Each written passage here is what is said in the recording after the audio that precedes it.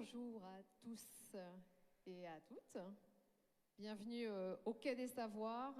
Ce moment que nous allons vivre ensemble signe l'ouverture de la 8e édition de Futurapolis. Le futur est en avance et nous avons rendez-vous avec lui ce soir, vendredi et samedi. Ce sont en perspective 3 jours de partage, de découverte, de conférences, de différents temps forts, d'expérimentation aussi. L'enjeu de ce Futurapolis est ambitieux. Il s'agit en fait d'interroger la raison d'être des innovations que nous mettons en place, d'interroger aussi la raison d'être de nos modes de vie, de nos démocraties, de nos grands récits. Et Futurapolis devient l'espace de quelques jours, un moment important de discussion où se forment, s'échangent et s'opposent aussi différentes visions du futur, de l'innovation et du progrès. Quelles sont nos futura mythologies? Et si derrière les grandes prophéties ou croyances de notre temps se cachaient des réalités plus nuancées, plus complexes? Quels sont nos futura possibles? À l'heure où chacun est placé devant ses propres contradictions, comment maintenir son niveau de vie et réagir en même temps, enfin, aux grands défis de l'impératif climatique? Comment va la future agora, où se jouent les luttes d'influence, les luttes de pouvoir, la question des fake news, la question de la démocratie directe et les manières peut-être de la rendre plus active? Comment reprendre la main et finalement lutter pour notre souveraineté collective et individuelle? Ces 3 questions, Futura Mythologie, Futurapolis, Futuragora, sont la ligne éditoriale transversale de Futurapolis cette année. Et celle-ci, vous allez le voir, va irriguer les temps forts que je ne vais pas détailler. Vous avez le programme et je vous donne quand même quelques repères. Futura Challenge, ce sera le concours étudiant demain matin au muséum, en public. Le Lab, vous n'avez pas pu le rater sur les allées Jules Guesde. Les entreprises innovantes se présentent au public. Une enquête policière à ne pas manquer à 10h samedi matin, ici même au Quai des Savoirs. Ça s'appelle Meurtre à Futurapolis, je n'en dis pas plus. Et puis, bien sûr, les conférences de très haut niveau. Evgeny Morozov, Francesca Bria, Jean Tirole, qui sera ici même demain soir. Également Valérie Masson-Delmotte, Yves Citon, Bertrand Braunschweig, samedi, un après-midi d'ailleurs spécial intelligence artificielle, etc. Et puis donc la Factory, l'usine de la transformation des entreprises et de l'économie, c'est donc ce soir. Le contexte actuel de transformation à la fois environnementale, sociétale et numérique rend le métier de chef ou de dirigeant d'entreprise extrêmement complexe. Les dirigeants et les dirigeantes sont face à des défis multiples et dépendants en très grande partie de leur propre capacité à impulser et à conduire la transformation. Il faut, et vous le savez sans doute, à la fois faire de bons choix technologiques, il faut donner un sens et une raison d'être à son entreprise ou à son projet, et puis bien sûr il faut transmettre tout cela et bien évidemment miser sur l'humain. Voilà les sujets importants de l'économie aujourd'hui. Et je voudrais d'ailleurs commencer par vous citer une très récente étude de BPI-France, elle date de la semaine dernière. Elle s'appelle « Dans la tête des dirigeants de PME et d'ETI ». Cette étude conclut que le dirigeant, la dirigeante, est plus que jamais au cœur du mouvement de transformation des PME et des ETI. Travailler sur l'humain et la vision est désormais une part essentielle pour la conduite et la réussite d'une entreprise. Alors, nos invités ce soir, vous allez le voir, sont mobilisés sur ce focus. Et nous proposons le partage d'expériences et aussi un certain nombre de visions. La Factory va durer à peu près 2 heures. Et puis, nous conclurons avec un cocktail et aussi un concert, et ça sera aux alentours de 20h45. Pour donner le coup d'envoi de cette Factory et aussi de cette nouvelle édition de Futurapolis, je vais appeler nos premiers intervenants. Il s'agit de Bertrand Serpe, qui est vice-président de Toulouse Métropole, et Étienne Gernel, directeur général du Point. On peut les applaudir, s'il vous plaît.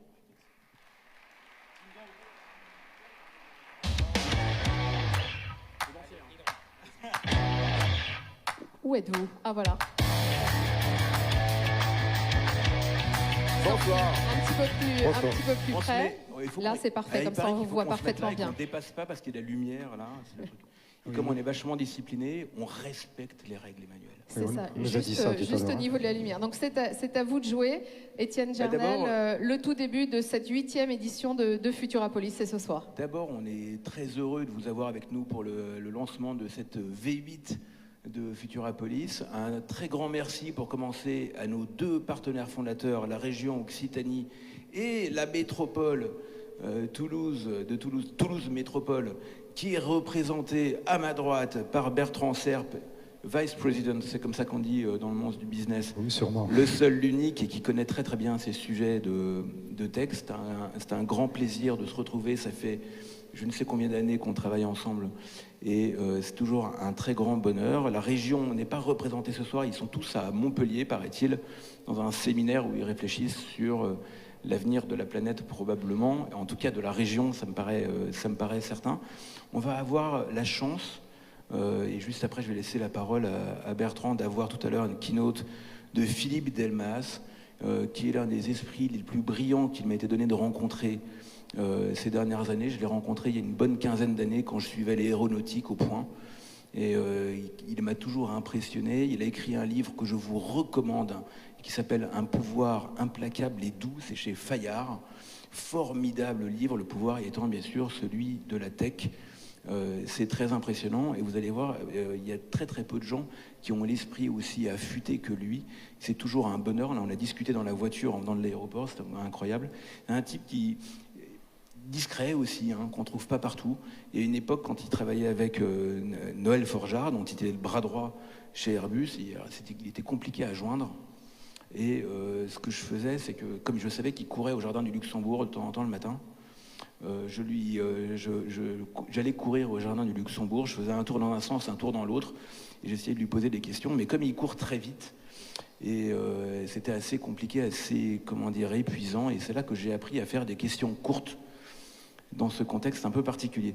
Bertrand, c'est à toi. Alors, merci Étienne. Alors, si tu fais des questions courtes, je vais faire des réponses courtes aussi, parce que je crois qu'on a tous hâte pour écouter les intervenants de cette factory.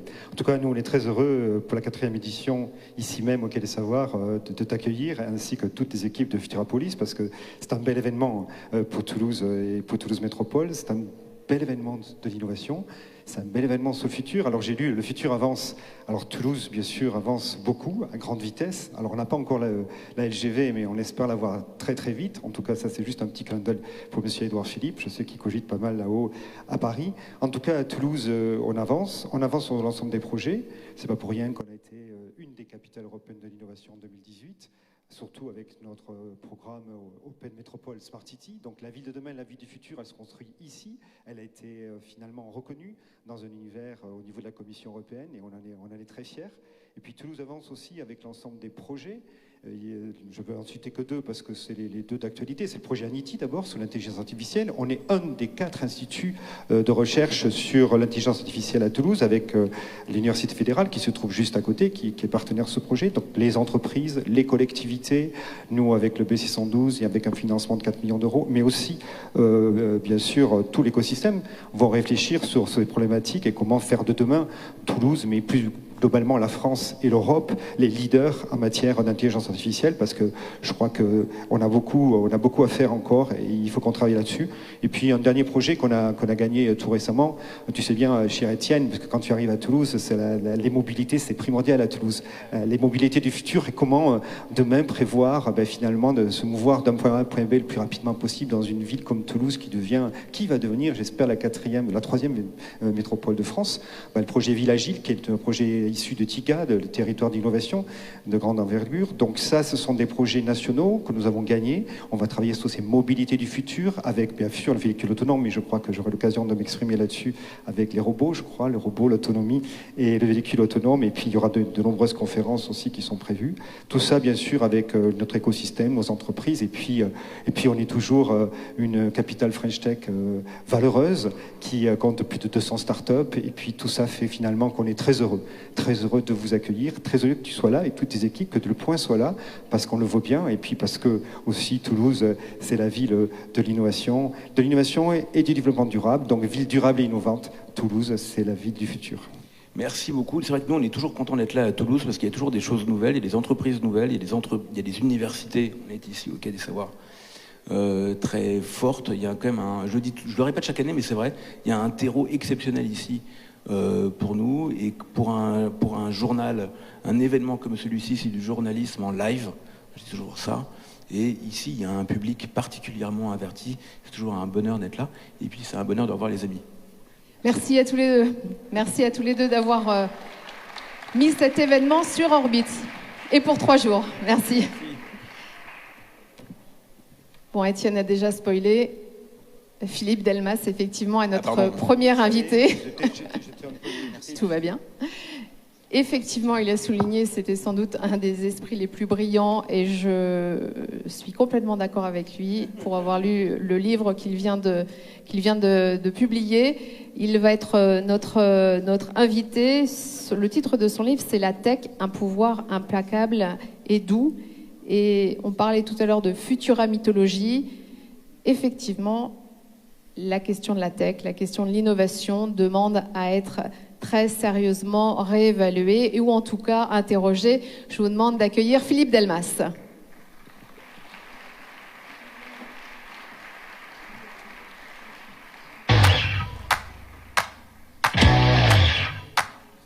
J'ai la surprise aussi. À gauche ou à droite? À droite. Bonjour, je vous en prie. On vous voit bien. Quelques mots de présentation. Vous êtes ancien vice-président d'Airbus, en charge de la stratégie. Vous dirigez aujourd'hui un cabinet de conseil en stratégie industrielle. Vous êtes aussi entrepreneur, puisque vous êtes investisseur dans 5 startups. Et donc, auteur de cet essai qu'on vient d'évoquer, Un pouvoir implacable et doux. Vous êtes aussi docteur en économie, et vous vous interrogez précisément, vous partagez avec nous ce soir vos interrogations, ce que nous apporte, ce que nous a apporté, ce que nous a enlevé aussi peut-être la révolution numérique. C'est à vous. Merci beaucoup. Bonsoir à tous. Alors, le thème qu'on m'a donné est un thème que j'ai trouvé très original et qui n'est pas exactement le sens de mes réflexions, qui était de transformer et diriger une entreprise à l'ère numérique. Alors, je ne suis pas conseil en management et encore moins en transformation digitale. D'ailleurs, j'aurais du mal parce que je n'ai jamais compris ce que ça voulait dire. Je ne sais pas si vous avez remarqué à quel point les technologies numériques sont productrices de modes et de fables. C'est absolument étonnant depuis le début. Si vous vous souvenez de l'époque des PC, puis des portables, puis des robots, puis des réseaux, puis d'Internet, puis des réseaux sociaux, récemment de l'intelligence artificielle, vous avez tout d'un coup des espèces de prophètes qui vous expliquent que le monde va changer totalement grâce à cette technologie. Il y a 20 ans, il y avait Jeremy Rifkin qui vous annonçait la fin du travail. Il y a 10 ans, il y avait un économiste américain, Clayton Anderson, qui expliquait que la disruption allait remodeler entièrement l'économie. Et je déteste la futurologie. Je déteste ça pour une raison simple, c'est que le taux d'erreur de la futurologie est assez constant et égal à 100%. Et d'ailleurs, ça m'a toujours fait beaucoup rire, mais le fonds d'investissement créé par Clayton Anderson sur le modèle de la disruption a fait faillite au bout de 2 ans. Moi, je m'intéresse au présent et à sa racine directe, c'est-à-dire le passé immédiat. La tech a 50 ans. Je suis assez surpris que cette année, on n'ait pas du tout fêté son anniversaire et on n'a fêté que l'autre. Alors c'est vrai, en juillet 1969, l'homme a marché sur la Lune. C'est l'apothéose de la révolution industrielle. Il n'y avait pas un poil de microélectronique dans la mission Apollo. Donc c'est l'apothéose de ce que la révolution industrielle, commencée au milieu du 19e siècle, a pu produire en matière de chimie, de métallurgie, d'électromécanique, d'électricité, de tout ce que vous voulez. Mais en septembre 1969 est sorti le premier prototype de puce mémoire. Et en octobre 1969, une obscure compagnie créée par 3 gars venant d'une boîte d'équipement électronique, appelée Intel, a sorti le premier prototype de microprocesseur. La révolution numérique a commencé à ce moment-là, et ce que j'appelle la tech, c'est tout ce que l'électronique a produit depuis ce demi-siècle. en matière d'équipement, en matière de logiciels, de toutes les applications, de tout ce qui va avec. Nous avons un demi-siècle de recul pour juger de ce que cela nous a fait.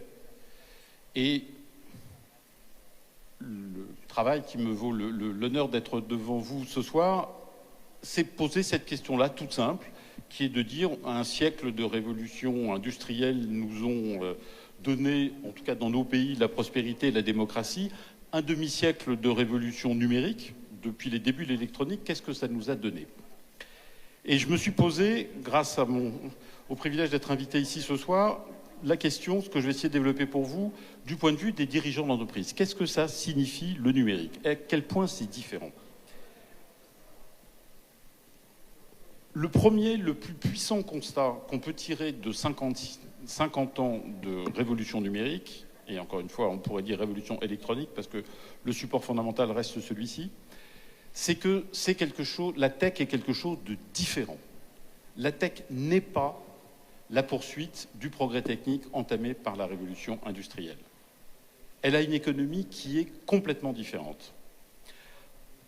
Pour vous prendre une comparaison en termes scolaires, la révolution industrielle, c'est un système d'examen. Vous avez des élèves brillants qui sont reçus avec les félicitations du jury, vous avez l'essentiel des élèves qui sont des élèves moyens, et puis vous avez des mauvais élèves. Et tout ça fait une classique courbe de Gauss, avec au centre, pour l'essentiel, la grande masse de la plupart des élèves dans le système scolaire, des entreprises dans l'économie et des citoyens dans les pays. Et nos sociétés sont conçues, basées, installées sur ce socle de citoyens ayant des revenus moyens, d'entreprises ayant des performances moyennes, d'élèves ayant des résultats moyens, et qui arrivent néanmoins à avoir des vies tout à fait convenables. C'est la réussite de ce que nous avons bâti pendant ce siècle. Passer de la révolution industrielle à la révolution numérique, c'est passer du système d'examen au système de concours. Dans la tech, vous êtes gagnant ou vous êtes perdant. Vous êtes reçu ou vous êtes recalé. Comme dit un économiste américain, Tyler Cowen, average is over. Pour nos sociétés, l'impact est colossal. Ça n'est pas mon sujet ce soir, mais c'est le cœur de ma réflexion dans ce livre. C'est que l'économie de nos sociétés, l'équilibre de nos sociétés a été conçu pour amener à un niveau de vie convenable et à un degré de liberté aussi étendu que possible la quasi-totalité de nos concitoyens. Et ceci est totalement remis en cause par la tech, parce qu'elle est en train de miner le pacte moral et économique qui est sous-jacent à la stabilité de nos sociétés, qui est que chacun de nous peut espérer mieux demain pour lui-même et pour ses enfants, et que la richesse créée est partagée au moins jusqu'à un certain point. Il y a des plus riches et il y a des moins riches, mais il y a quand même un certain partage. La tech est en train de mettre fin à cela, non pas parce qu'elle bénéficie de politiques libérales échevelées à travers le monde. L'impact de la tech se constate dans tous les pays, quel que soit leur niveau de développement, quel que soit leur régime politique. Ça résulte de la nature même de la tech. La tech est spontanément et radicalement inégalitaire. Et ceci se constate, j'en viens à mon cœur de cible aujourd'hui, directement dans les entreprises. Une des choses les plus impressionnantes qui se passe depuis 20 ans, c'est-à-dire depuis que la tech est devenue véritablement un facteur qui a des conséquences macroéconomiques. Pour les entreprises, elle aboutit à une division du monde en deux. Vous avez d'un côté ce que j'appelle les leaders, et pour prendre un critère qui est probablement un des critères les plus pertinents pour juger dans la durée de la performance des entreprises, la productivité, donc la productivité par salarié ou par heure travaillée. Et les leaders, ce sont le top 5, 10, 15, 20%, même si vous voulez, ça marche aussi bien. Et puis tous les autres. Et il y a une césure radicale, désormais, entre ces deux groupes qui divergent de plus en plus. Ceci est documenté par des études sur des milliers d'entreprises, dans des dizaines de pays, sur plus de 10 ans. Pour vous donner une image en synthèse de l'écart entre les deux, si vous faites partir sur une même ligne une entreprise qui représente la moyenne des leaders et une entreprise qui représente la moyenne des autres, au bout de 10 ans, le leader aura une productivité de 30% supérieure s'il est dans l'industrie et de 50% supérieure s'il est dans les services. C'est un écart énorme. Les technologies de la révolution industrielle n'ont jamais engendré des écarts de cette dimension-là et de cette stabilité-là. Et non seulement les écarts sont énormes, mais en plus, ils sont cumulatifs. Plus vous maîtrisez la tech, mieux vous l'absorbez, et mieux vous l'absorbez, plus rapidement vous la mettez en œuvre. Une mesure très simple de ça, c'est que le groupe des leaders est de plus en plus stable. Au tournant du siècle, en 2000, la moitié des leaders étaient déjà des leaders 2 ans plus tôt. En 2015, c'est les 2/3. On est vraiment dans une logique de concours.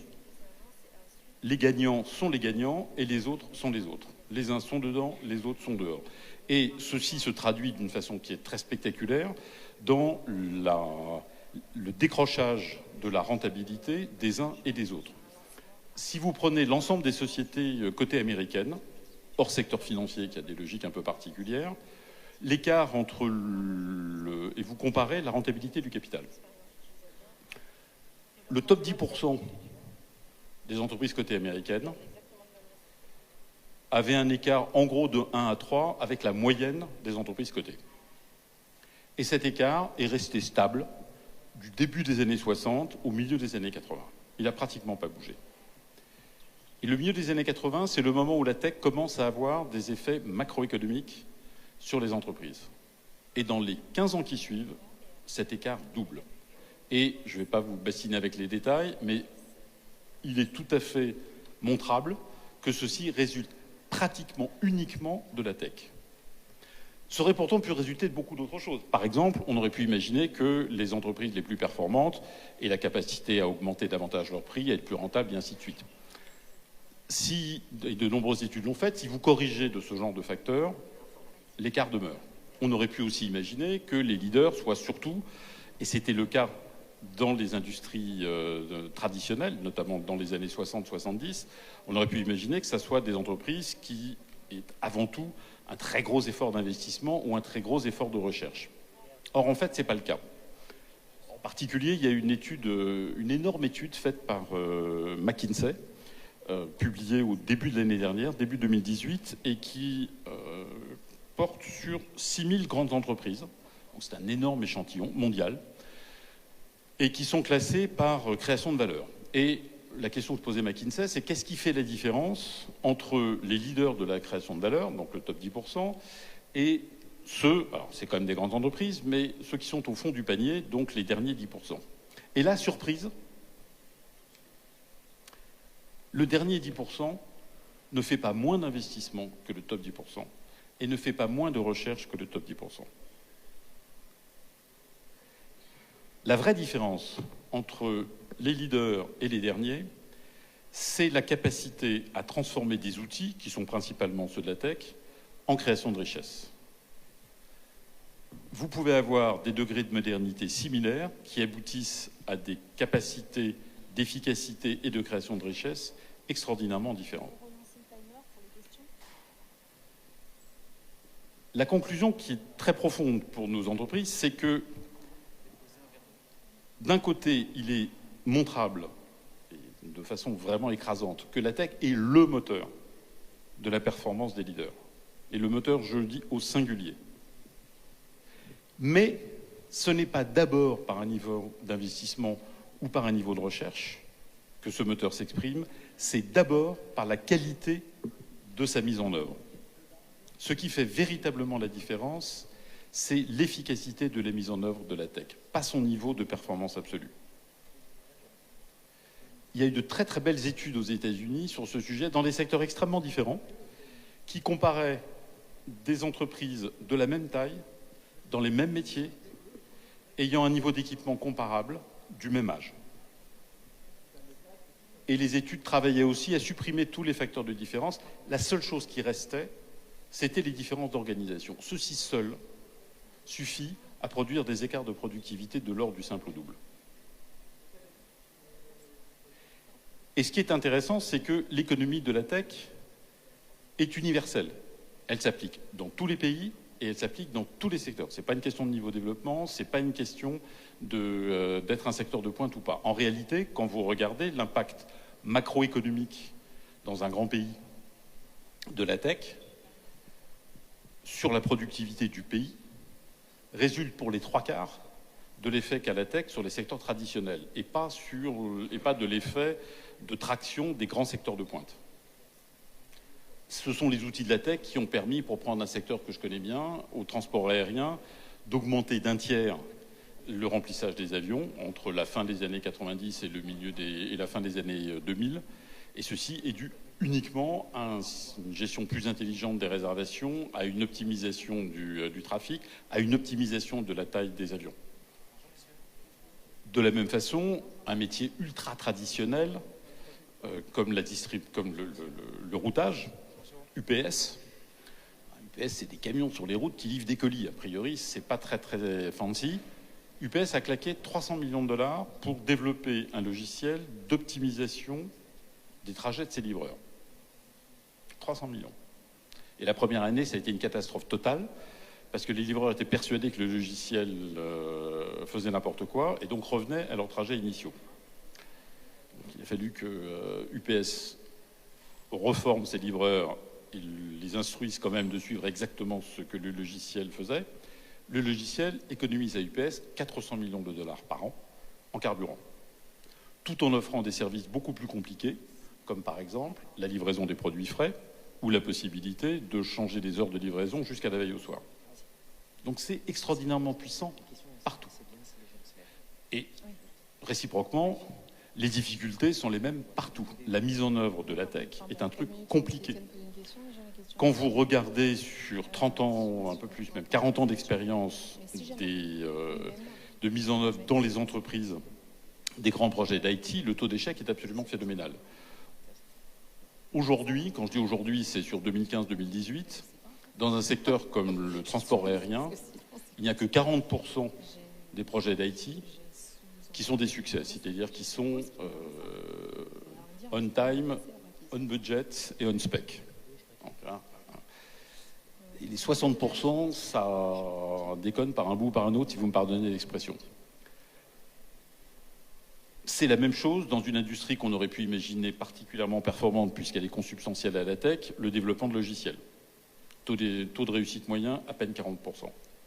Même une industrie qui est probablement aujourd'hui dans le monde l'industrie la plus mature dans l'utilisation de ces outils, qui est la grande distribution, le taux d'échec reste de l'ordre de 40%. Le taux de réussite est de l'ordre de 60%, ce qui est déjà mieux, mais c'est récent. Ces taux de réussite déjà pas très élevés ont doublé en 20 ans. C'est vous dire qu'on part d'extrêmement loin. Et ça raconte quelque chose d'extrêmement intéressant pour la vie quotidienne des entreprises. La tech est un outil extraordinaire d'efficacité, extraordinaire.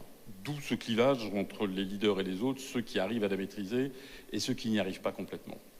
Mais à une condition, une seule, mais qui est impérative, c'est que l'organisation de l'entreprise s'y adapte entièrement.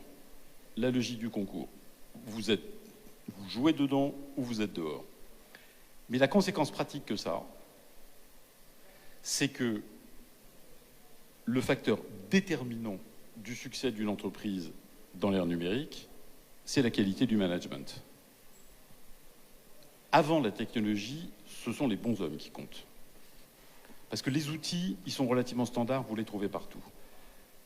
Le déterminant clé de la compétitivité d'une entreprise, à l'époque du numérique, en raison de la nature des outils de la tech, c'est la qualité du management.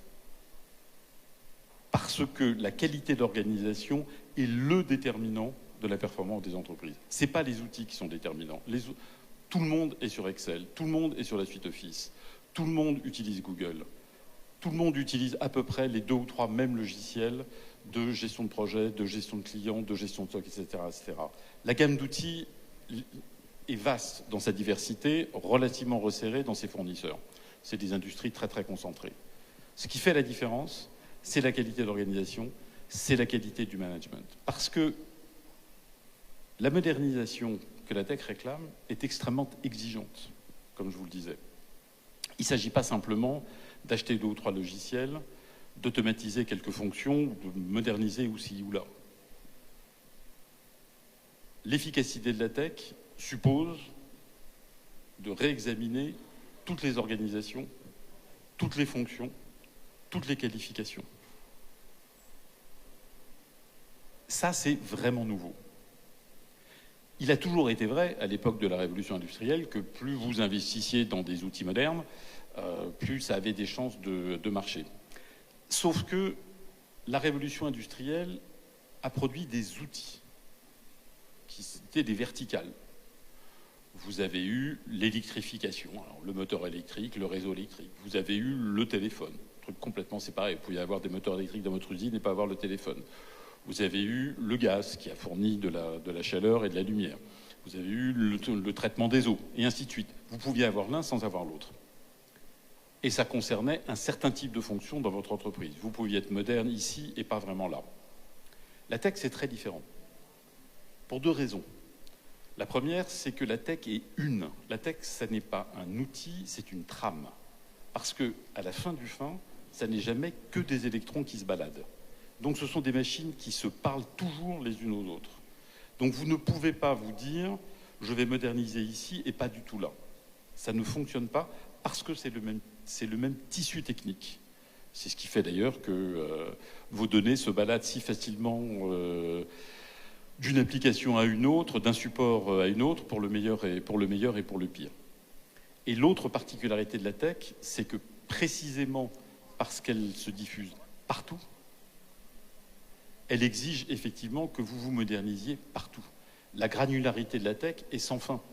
Les moteurs électriques, ça ne concernait que la partie production d'énergie dans une usine. Le téléphone, ça ne concernait que la partie communication, et ainsi de suite. La tech, c'est très différent. C'est un tissu qui est partout. Si vous avez une informatique comptable qui marche bien et aucune informatisation propre de votre production ou de vos relations clients, le résultat sera très mauvais. Et c'est d'ailleurs ce que l'on constate, c'est que qu'on parle de pays ou qu'on parle d'entreprise, et encore une fois j'insiste pour dire c'est la même chose, le résultat est le même, vous constatez que accumuler des investissements sans réorganisation efficace ne produit à peu près rien. Je vous en donne 2 exemples au niveau des pays, qui sont 2 exemples qui m'ont énormément frappé. Le premier, c'est une étude de l'OCDE, qui est récente, qui date de 2016, et qui se pose la question de savoir qu'est-ce qui fait encore aujourd'hui l'écart de productivité entre l'économie américaine et les autres grandes économies. Un tiers de l'écart est dû à la meilleure adaptation à la tech des organisations des entreprises américaines. Un tiers de l'écart. C'est énorme macroéconomiquement. Deuxième exemple, la Chine. Voilà un pays qui investit massivement dans les nouvelles technologies, et pour les produire et pour les utiliser. Vous regardez les 2 provinces les plus performantes du pays, c'est-à-dire la région de Shanghai et la région de Shenzhen. Vous avez dans ces 2 régions une productivité qui est celle de Taïwan au milieu des années, même à la fin des années 70. Donc déjà un certain degré de modernité. Et je prends l'exemple de Taïwan parce que c'est des Chinois. C'est tout pareil. Sauf que la différence, c'est que le capital investi en Chine est 4 fois plus élevé. Donc il y a un gaspillage de ressources absolument phénoménal. Là encore, question d'organisation. Vous ne remplacez pas la qualité d'organisation par le fait de surinvestir dans la technologie. Ça ne sert à rien. Et donc, à l'ère du numérique, parce que les outils sont si puissants, mais ne sont puissants que mis en œuvre très efficacement, et de façon générale, le vrai déterminant de la performance, c'est le management. Et ça, c'est vraiment très difficile. Alors, il y a un des dirigeants du BCG, je vais vous lire ce qu'il a écrit là-dessus, que j'ai trouvé ça absolument formidable.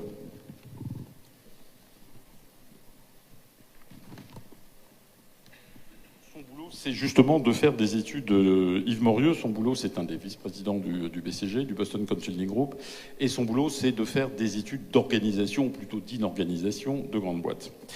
Et il a notamment, comme moi, il était assez perplexe devant l'énormité de l'effort d'investissement fait par beaucoup d'entreprises ou beaucoup de pays dans les nouvelles technologies et le peu de résultats que ça a en matière de productivité. Et il dit la chose suivante.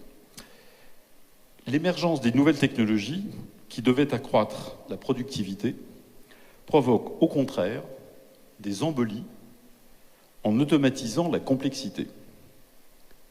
Le nombre de mails envoyés à plus de 10 destinataires a doublé en 10 ans. Nous n'avons toujours pas trouvé la forme d'organisation qui permet de tirer les profits de la révolution numérique. Les entreprises continuent à travailler comme dans les années 60. Quand vous demandez à un PDG quels sont les bénéfices du numérique pour son entreprise, la plupart du temps, il n'a aucune réponse à vous donner. C'est révélateur de la révolution managériale qui reste à faire et qui est le chaînon manquant de la productivité. Et donc, quand je suis tombé là-dessus, j'étais vraiment très frappé parce que voilà un gars qui a une énorme expérience, alors lui vraiment d'analyse de management, et qui tombe exactement sur les mêmes conclusions que moi, qui suis parvenu plutôt par des analyses macroéconomiques.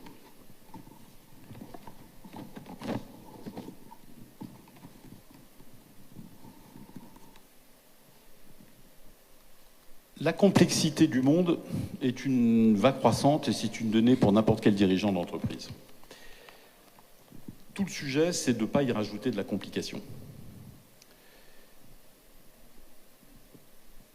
Les outils de la tech sont censés apporter au moins une partie de réponse à ce problème. L'ennui, comme le montre cette citation, c'est que la plupart du temps, c'est le contraire.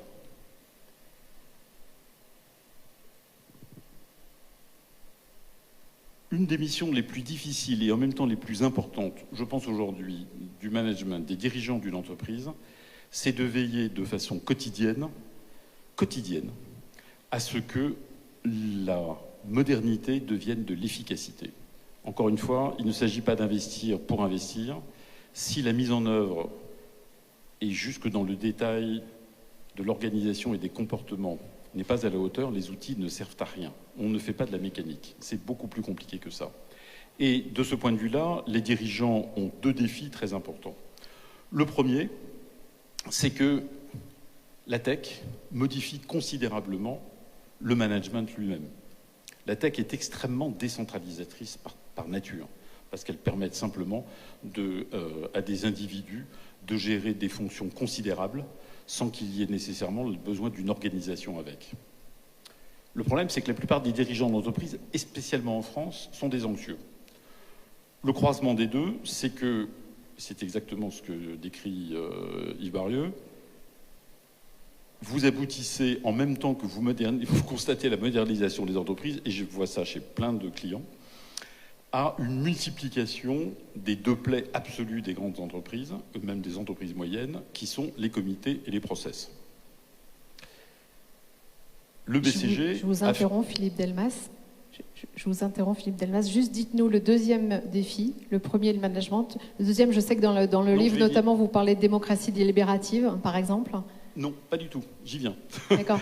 Cela dit, il nous reste peu de temps, donc oui, mais peut-être... si vous m'interrompez, je finis pas. Et là, j'ai presque fini. Bon, alors en 1 minute. Bon, bien interrompu.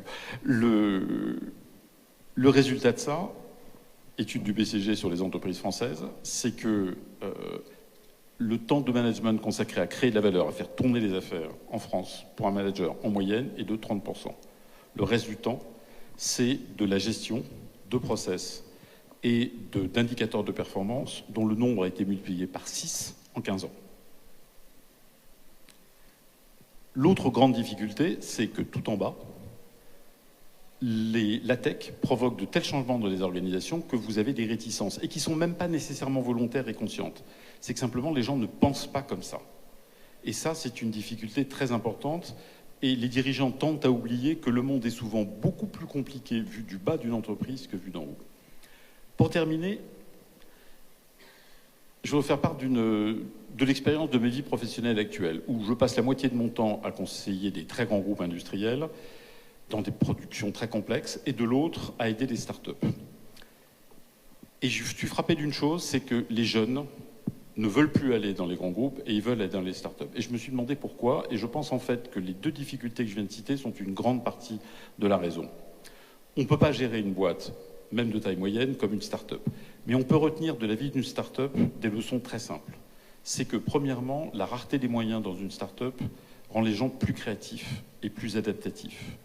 En particulier, les dirigeants de start-up vont chercher dans la tech les moyens de pallier leur manque de ressources.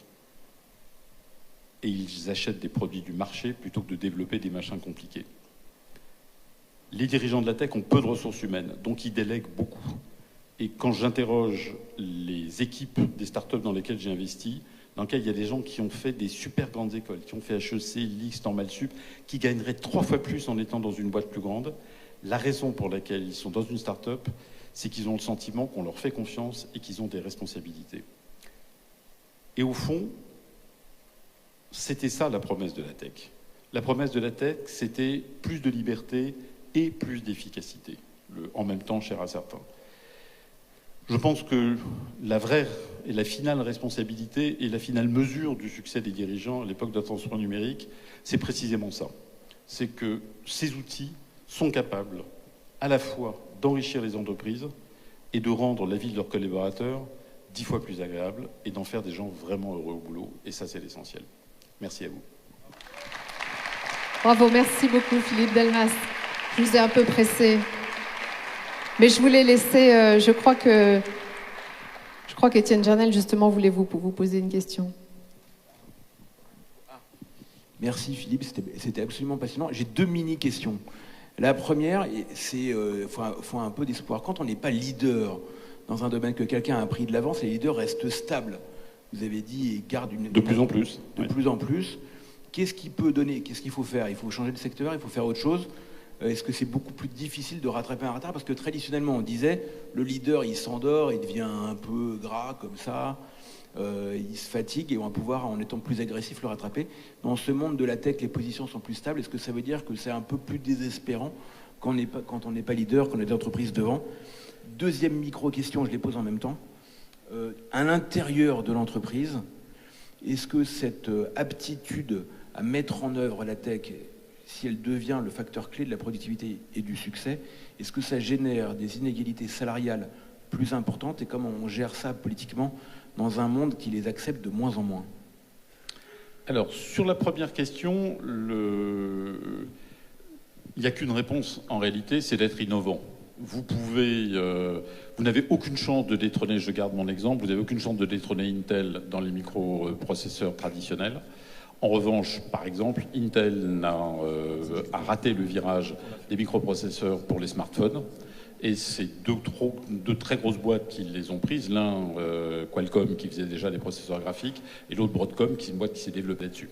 Mais personne ne va aller chercher Intel dans son cœur de métier parce qu'ils ont une avance qui est probablement irrattrapable. Mais l'innovation vous permet largement, moins parce que les leaders s'endorment que parce que simplement il y a des nouveaux marchés ou des marchés qu'ils ne voient pas. Sur la seconde question, moi je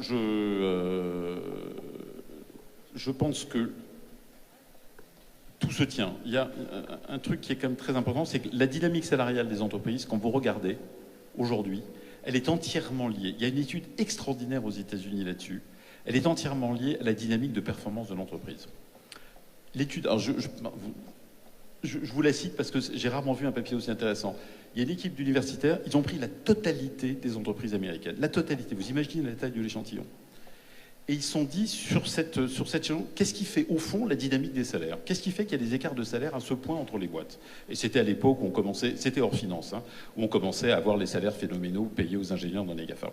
Et en fait, ils se sont aperçus d'un truc, c'est que la dynamique salariale reflète exactement la dynamique des entreprises. Par exemple, vous preniez les salaires les plus élevés qui croissaient de 12% par an pendant 20 ans. L'étude porte sur 20 ans.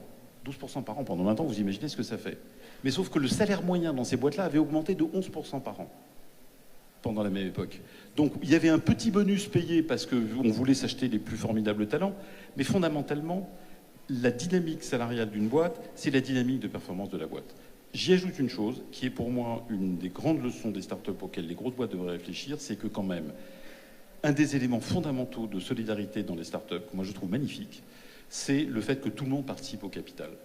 Et au fond, les salariés d'une start-up, ils prennent les mêmes risques que le patron. D'accord, ils n'ont pas eu l'idée d'origine. D'accord, ils n'ont peut-être pas mis leur argent. Et encore, parfois, ils achètent des actions. Mais si la boîte se casse la gueule, ils se plantent comme le patron.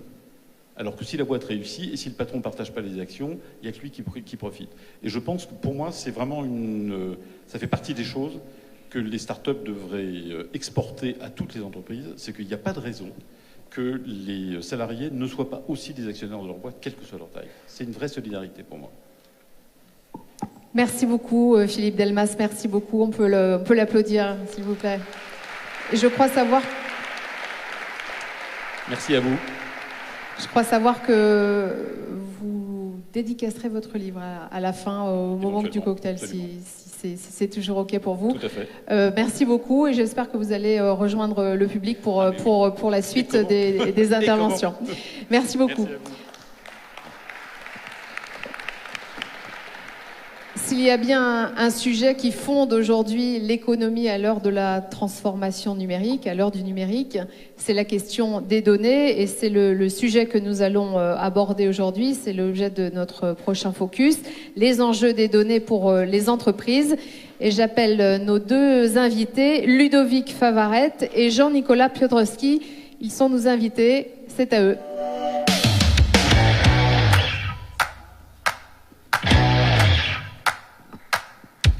Je vous en prie, messieurs, installez-vous. Merci de les applaudir. Alors, Ludovic Favaret, vous êtes directeur de la... Merci pour eux. Ludovic Favaret, vous êtes directeur de la gouvernance et de la démocratisation de la data au groupe BPCE, un poste nouveau au sein du groupe bancaire qui s'engage dans une sorte de contre-offensive face aux néobanques. L'objectif, c'est de valoriser les données au service de vos clients et de vos collaborateurs. Vous nous direz comment vous menez cette stratégie et aussi combien il faut sans doute être précautionneux quand il s'agit de données personnelles. On peut, en tant que client ou en tant que collaborateur aussi d'ailleurs, donner sa confiance rapidement. On peut aussi assez facilement la retirer. Et vous, Jean-Nicolas Piotrowski, vous êtes PDG d'iTrust, une entreprise que vous avez fondée en 2007. iTrust qui propose des prestations d'externalisation de gestion de sécurité informatique. Vous êtes impliqué dans le développement de l'entrepreneuriat et de l'écosystème des startups ici à Toulouse. Vous avez fondé un centre de formation qui s'appelle l'Académie numérique du 21e siècle, AN21, 21, je ne sais pas, vous me direz, et qui a ouvert ses portes à Toulouse. Vous allez évoquer les risques et la nécessité de créer un écosystème de la cybersécurité lié bien sûr à la protection de la data et de la vie privée. Et puis aussi de la souveraineté numérique en Europe. Nous avons 17 minutes ensemble pour évoquer cette question. Ludovic Favaret, d'abord, pourquoi chez BPCE on parle de gouvernance et de démocratisation de la data ? Parce que ça fait sérieux. Non, plus sérieusement, gouvernance et démocratisation de la data, c'est deux termes qui au final sont assez simples. La gouvernance, le groupe BPCE, c'est un groupe qui fait 108 000 personnes. Ce qu'on met derrière la gouvernance, c'est un double sujet. Le premier, c'est d'arriver à faire mieux travailler ensemble les 108 000 personnes sur les enjeux liés à la data. Tout le monde a compris qu'il y a un énorme enjeu et veut s'investir. L'intérêt de ma mission, c'est de pouvoir coordonner un petit peu toutes les actions pour qu'on arrive à avoir plus d'efficacité dans les actions qu'on initie. Et je prends toujours une image, et je peux la prendre ici à Toulouse. Mon ADN premier, c'est un ADN de rugbyman. Alors pas à Toulouse, plutôt un peu plus haut sur la Garonne, à Agen. Mon job, c'est d'aller chercher les bons ballons pour ceux derrière qui vont devoir travailler les cas d'usage et créer de la valeur avec la donnée. Ça, c'est le volet de la gouvernance. La démocratisation, c'est extrêmement simple. C'est arriver à rendre un sujet complexe intelligible pour tout le monde. C'est arriver à recréer une adhérence, une adhésion des collaborateurs sur les sujets qui ont trait à la data, en leur parlant de choses extrêmement simples et en leur montrant au quotidien ce que l'on fait avec la data pour eux déjà et ce que l'on pourrait faire demain. C'est d'une certaine manière un peu l'illustration de ce que disait Philippe Delmas tout à l'heure sur la granularité, le fait que ça soit réellement transversal et que non seulement il y a la technologie, mais il y a aussi l'acceptabilité et puis la praticité des solutions à envisager. Il y a beaucoup de choses qui font écho dans ce que j'ai entendu dans la précédente intervention. J'en prendrai deux. Voilà. La première, c'est le fait que je pense que dans nos entreprises, il n'y a pas une culture technologique, digitale et data suffisamment développée. Donc un de nos enjeux, c'est d'arriver à démocratiser et expliquer les enjeux de la technologie, du digital et de la data à nos dirigeants, mais aussi à tous les collaborateurs qui font du front, du middle, du back-office, arriver à chacun à leur expliquer quel est leur rôle quelque part dans cette transformation. Ça, c'est le premier point. Le deuxième sujet, je pense que vous disiez que les jeunes ne veulent pas venir dans les grands groupes. C'est vrai que c'est difficile à recruter. Par contre, un de nos enjeux, quelque part, c'est d'arriver à leur montrer qu'on peut également faire des choses intéressantes dans nos grands groupes qui sont en train de se refocaliser sur les sujets de la tech, du digital et de la data. Nous avons des moyens qui nous permettent de mener des projets extrêmement intéressants, qui nous permettent d'investir, et ça nous permet également de commencer à attirer quelques talents, et nous en sommes plutôt fiers. Alors concrètement, quand vous avez parlé de nouvelles offres liées à la data, ça veut dire que vous allez les imaginer à partir des données de comportement et des comportements récoltés finalement via les comptes bancaires? En fait, qu'est-ce qu'on peut faire avec la data? La data elle nous permet de penser le modèle bancaire de demain, au bénéfice de nos clients et de nos collaborateurs, au bénéfice de nos clients pour leur apporter les meilleures solutions, les meilleurs services au bon moment, et au bénéfice de nos collaborateurs pour simplifier leur quotidien. Mais ça pose la question encore plus sans doute de l'éthique bancaire. Tout à fait. Ça, c'est un sujet sur lequel vous travaillez? C'est juste un sujet crucial. Le principal asset des banques à aujourd'hui, c'est celui de la confiance. Nous sommes tiers de confiance vis-à-vis de nos clients, et on ne peut pas faire n'importe quoi avec les données qui nous sont confiées. Donc il y a des initiatives, des idées que l'on arrête à aujourd'hui parce qu'on se dit que non, si on rentre sur ces sujets-là... Par exemple je ne sais pas moi, valoriser des données, cibler des clients qui ont des comportements particuliers pour revendre des données à un tiers, à une grande enseigne, c'est des choses qu'on s'interdit de faire. Les fameux principes du cardling offers qui lient par exemple une banque, une grande enseigne et le client particulier. On cible tous les clients qui ont une appétence au bricolage. On vend un ciblage à Leroy Merlin ou à Castorama. Et cette enseigne va travailler avec le client. Et à chaque fois que le client ira acheter dans cette grande enseigne, il y aura du cashback sur son compte bancaire. Alors tout le monde y trouve son compte. Le client parce qu'il a un peu de cashback et on lui renvoie du pouvoir d'achat. La grande enseigne parce qu'elle a des ciblages hyper personnalisés. Et nous, on gagne sur tous les tableaux. Nous, on s'interdit de faire ça. Pourquoi? Parce que l'image que l'on renvoie à nos clients, c'est que leurs données, on les utilise et on les vend, on les monétise. Dans le groupe BPCE, pour les 3 années à venir, on s'interdit de monétiser des données au profit de tiers, quelque part. Par contre, on ne s'interdit absolument pas d'utiliser les données de nos clients pour leur rapporter de la valeur ajoutée. Transformer la donnée que l'on collecte sur un client particulier pour l'aider à mieux optimiser la gestion de ses finances, ça, c'est des choses sur lesquelles on travaille avec beaucoup d'acuité. Et que vous faites déjà? Oui, que l'on commence à faire à ce moment, tout à fait. Donc ça, c'est vraiment la question de la sécurité des données et la préservation des données personnelles. Votre voisin de fauteuil, Jean-Nicolas Piotrowski, a le sentiment, il me l'a confié récemment, d'avoir prêché dans le désert pendant 10 ans sur cette question, mais il a aussi l'impression qu'enfin le sujet est sur la table. Il faut dire que Mark Zuckerberg a dû passer, je ne sais pas, un mi-temps peut-être cette année devant la Chambre des représentants à s'expliquer sur le Libra, sur les publicités politiques et sur Facebook. En Europe en tout cas, la réaction conjointe des citoyens et des militaires a permis vraiment de donner une réelle actualité, une acuité à cette question sur laquelle vous êtes particulièrement offensif. Ouais, ça fait. Moi, j'ai commencé en 99 la partie cybersécurité, donc ça fait un moment qu'on en parle.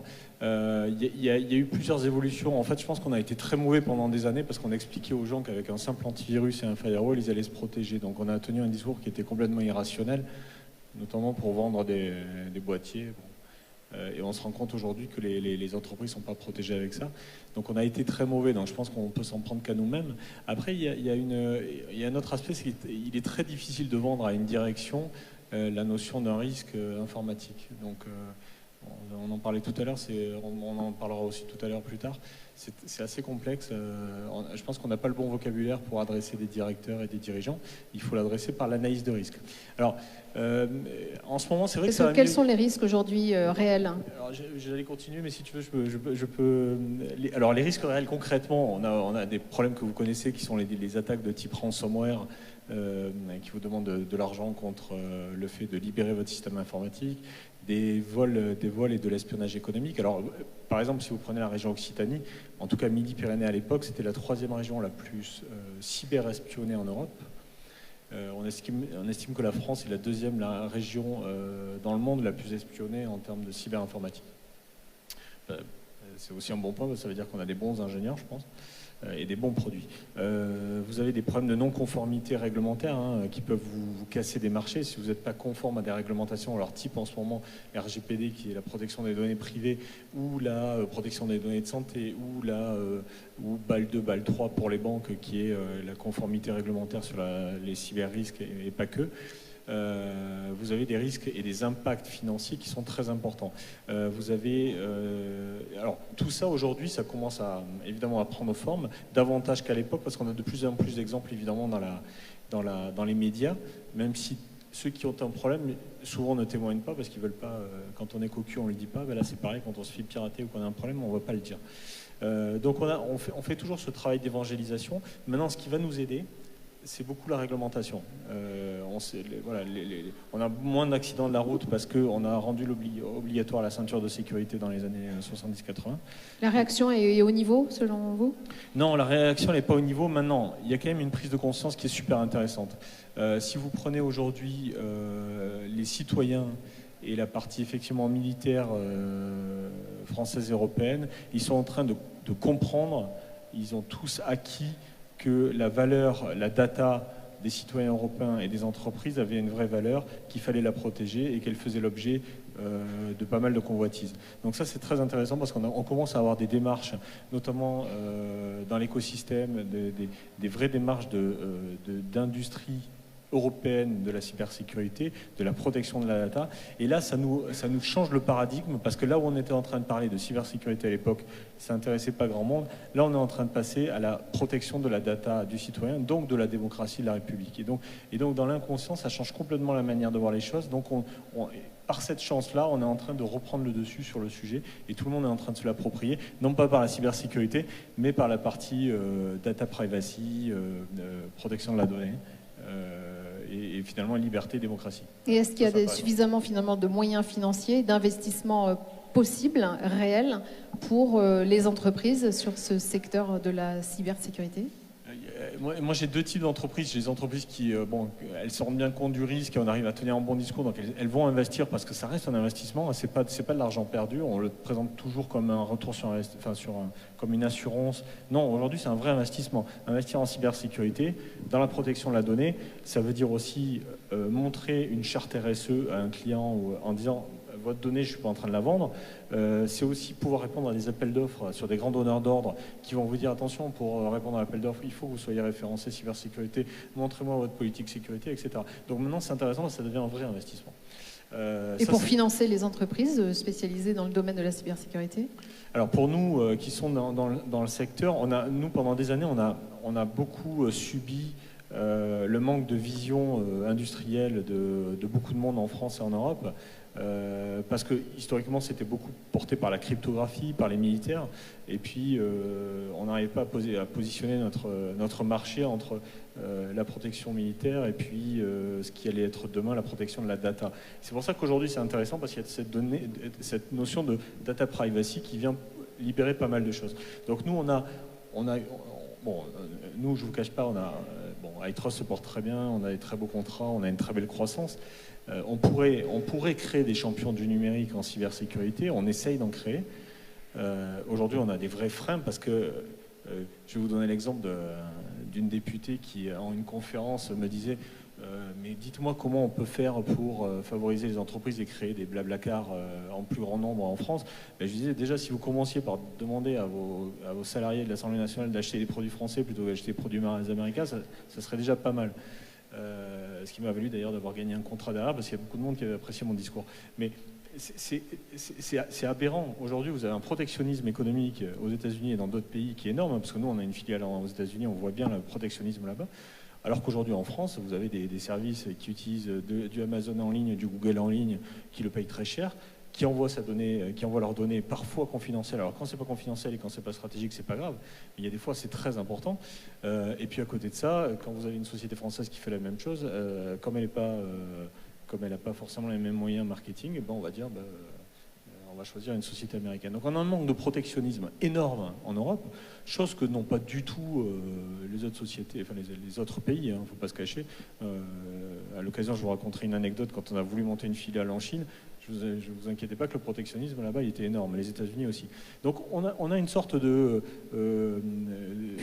pudeur, et moi j'appelle ça le syndrome du bisounours, mais de dire, bon, nous on fait du business, on le fait gentiment, on le fait RSE, on a une charte, on le fait avec... Ben non, mais attendez, les autres ne le font pas comme ça. Les autres, quand il y a un marché aux États-Unis à donner, ils vont le donner à la boîte américaine, ils ne vont pas vous le donner à vous. Et là, aujourd'hui, vous avez par exemple, sur la région, des sociétés, même des agglomérations qui utilisent des solutions américaines, alors que vous avez les mêmes à 50 mètres. On va en parler tout à l'heure, parce que Boris Lecoeur, notre invité, représente AWS. Ludovic Favarette, sur cette question justement des budgets, à la fois sur les data et sur la cybersécurité. Bon, je sais bien, dans une banque, tout est confidentiel, mais donnez-nous quand même une petite ordre d'idée. Non, je ne vous donnerai pas d'ordre d'idée. De l'évolution. Voilà, de l'évolution, oui, pas d'ordre d'idée à mon temps, mais sur l'évolution, c'est... Ce que je voudrais dire par rapport à ça, c'est, pour rebondir sur ce que tu disais, si on investit, je ne suis pas persuadé qu'aller montrer à nos clients tout ce qu'on a investi, tout ce qu'on a développé pour protéger la sécurité de leurs données, ça les fasse rêver, qu'ils se disent, parce qu'ils ont investi sur la sécurité, ils vont venir dans une banque populaire ou dans une caisse d'épargne. Ça ne marche pas comme ça. Ça marche de la façon suivante, c'est à dire, si on a un problème un jour et qu'on est attaqué et qu'on n'a pas tout mis en œuvre pour éviter cette attaque et pour l'endiguer rapidement, là par contre on est mis au pilori. Et quelque part, c'est normal. Notre job, c'est de faire un job de l'ombre sur la sécurité, de mettre en œuvre tout ce que l'on doit mettre en œuvre pour protéger l'accès aux données de nos clients et que personne puisse venir accéder aux données d'un client sur son activité Internet ou sur ses comptes, etc. Donc, bien sûr que dans les banques, il y a un terreau assez privilégié en termes de cybersécurité, de protection de la donnée, et on est en plus extrêmement contrôlé. Vous le disiez, il y a le sujet du réglementaire qui est extrêmement prégnant dans nos métiers, comme dans bien d'autres, qui font qu'on est obligé de le faire. Et vous n'entendez pas tous les 4 matins quand même parler d'une banque qui s'est fait voler des données ou d'un client ou d'une série de clients qui ont perdu l'intégralité de leurs données. Voilà, donc ça peut arriver par l'usage de médias comme la carte bleue, comme les virements ou autres, mais souvent quand on regarde ce qui a failli dans le dispositif, et pour avoir piloté des équipes moyennes de paiement pendant 4 ans, je peux très bien vous en parler, c'est le facteur humain qui est au milieu. C'est qu'il y a eu une fraude humaine, votre carte bleue, vous l'êtes faite voler, quelqu'un a épié le code, elle s'est faite falsifier dans une machine parce qu'on n'a pas été extrêmement vigilant. Toutes les fraudes que l'on connaît, même celles qui se font à grande échelle aujourd'hui, partent d'un facteur humain. Ce n'est pas la technologie qui est massivement détournée quelque part. La technologie dans le secteur bancaire est sécurisée.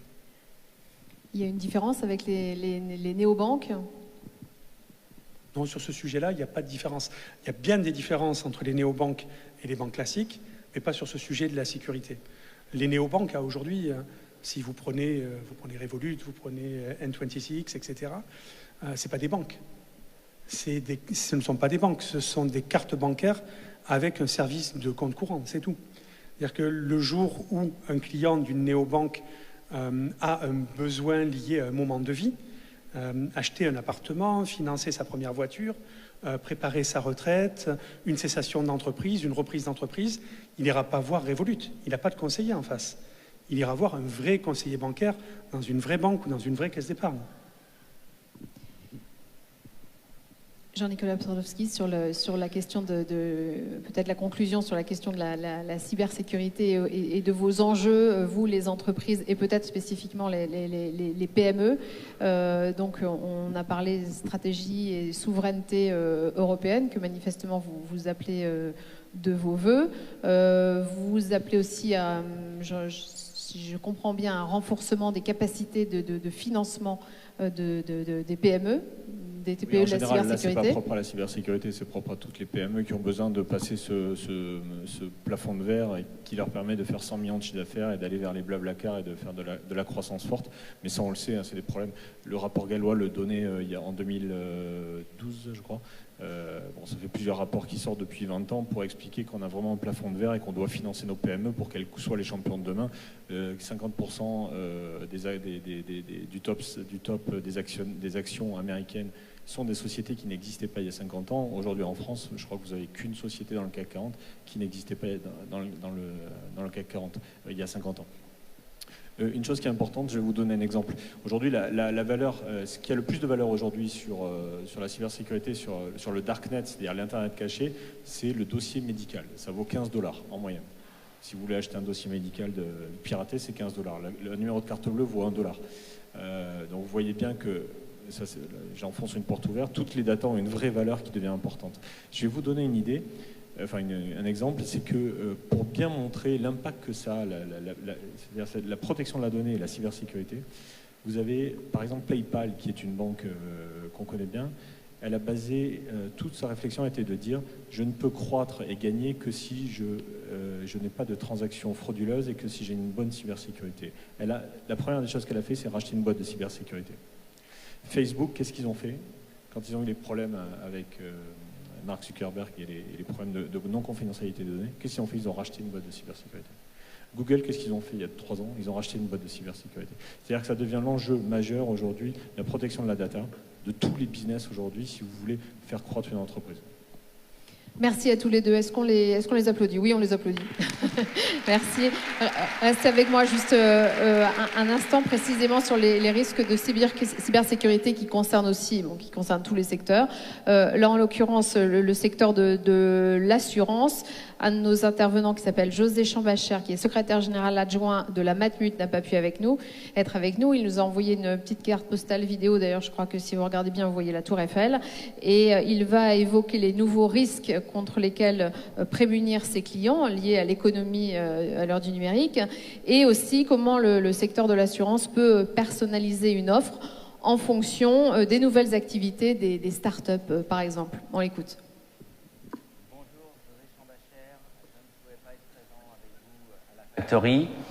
Cependant, je tenais à intervenir et à témoigner sur les transformations digitales et leurs répercussions sur le métier d'assureur des entreprises et des professionnels. Au sein du groupe Matmut, j'interviens pour la filiale Intermutuelle Entreprise qui s'occupe particulièrement de ces risques des professionnels et des entreprises.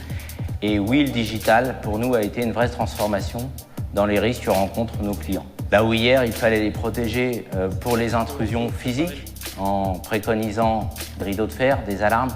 Aujourd'hui, les attaques prennent un tout autre ordre. Le cyber-risque, les attaques pirates sont venus bouleverser leur vie et il a fallu les accompagner. On en a pratiquement chaque semaine. Hier, un établissement scolaire qui s'est fait voler ses données. Demain, autre chose. L'assurance des cyber-risques, c'est avant tout de l'accompagnement. En cela, c'est peut-être assez différent de ce qu'on faisait jusqu'alors. La première chose, c'est d'accompagner, de comprendre ce qui s'est passé. Donc, notre produit, il est relativement simple. Il se passe quelque chose dans l'entreprise, il faut qu'ils aient à tout moment, 24 heures sur 24, 7 jours sur 7, un numéro de téléphone, un expert qui va pouvoir analyser ce qui s'est passé, analyser la faille, analyser l'attaque et voir tout de suite les premières mesures qui doivent être prises. À partir de là, on a un accompagnement, éventuellement avec un déplacement physique, et ça jusqu'au bout et jusqu'à la résolution du problème. C'est résoudre le problème et c'est aussi venir en aide du chef d'entreprise pour ses conséquences. À l'heure du RGPD, on le sait, de l'information doit être faite auprès des personnes pour lesquelles on aurait perdu les données. Ça a un prix, ça a un coût, et l'assureur est là pour y faire face. Donc les pertes d'exploitation consécutives et tous les frais supplémentaires à mettre en œuvre pour remettre en place le système d'informatique doivent être pris en charge par un assureur parce que le chef d'entreprise n'a pas pu, lui seul, mettre une trésorerie suffisante pour y faire face. Un chef d'entreprise assuré chez nous va d'ailleurs témoigner sur une attaque qu'il a pu subir. Pour le coup, mon entreprise a fait l'objet d'une attaque informatique il y a quelques mois. Donc le risque cyber, c'est vraiment pour moi aujourd'hui une préoccupation. Quand on est au cœur d'une attaque cyber, on ne pense pas à la façon dont le dommage sera réparé dans 6 mois. On se dit, putain, arrêtez-moi ça, quoi. Il faut donc une prise en charge des problématiques de reconstruction de ce qui a été détruit dans l'entreprise et peut-être en effet un accompagnement administratif et en termes de données, puisqu'on sait qu'avec le RGPD, il y aura de plus en plus de contraintes à ce niveau-là et on n'est pas forcément armé pour y répondre. Plus largement, la Matmut aujourd'hui accompagne le digital en accompagnant aussi des startups. L'innovation et les produits qui peuvent être proposés, les prestations proposées par ces startups nécessitent parfois un accompagnement par un assureur. Juste un exemple, nous avons une start-up qui s'appelle Le Ciseau, qui permet de réserver en ligne des créneaux horaires pour aller chez le coiffeur avec 50% de réduction. Cette start-up a voulu proposer avec son offre une garantie coupe de cheveux réussie pour rembourser le client si la coupe de cheveux était ratée. Eh bien, c'est la Matmut qui accompagne Le Ciseau dans ce projet et ça fonctionne déjà. Eh bien, j'étais très heureux de vous apporter ces quelques conseils, d'évoquer les cyber-risques et plus largement le positionnement de la Matmut avec l'évolution du digital. Je vous souhaite une très belle journée à la Factory et à bientôt. Voilà, c'était José Chambacher, le secrétaire général adjoint de la Matmut. Alors, parmi les secteurs qui ont aussi tardé à se mettre en configuration, transformation digitale, celui de la construction. Une récente étude a d'ailleurs pointé le fait que 2009 a servi de révélatrice à la nécessité de travailler autrement. C'est le fil conducteur de cette soirée, en interne et aussi bien sûr en lien avec l'écosystème. Toute une série d'innovations pouvant en découler et qui concernent à la fois les outils de digitalisation, de collaboration, les procédés aussi de construction et puis les outils technologiques, les matériaux innovants. Tout cela à la fois au service de la sécurité, de la productivité sur les chantiers par exemple, l'expérience utilisateur, le développement durable et la ville du futur. Tout ce dont va témoigner notre prochaine invitée, Marion O'Haraud. Merci de l'encourager.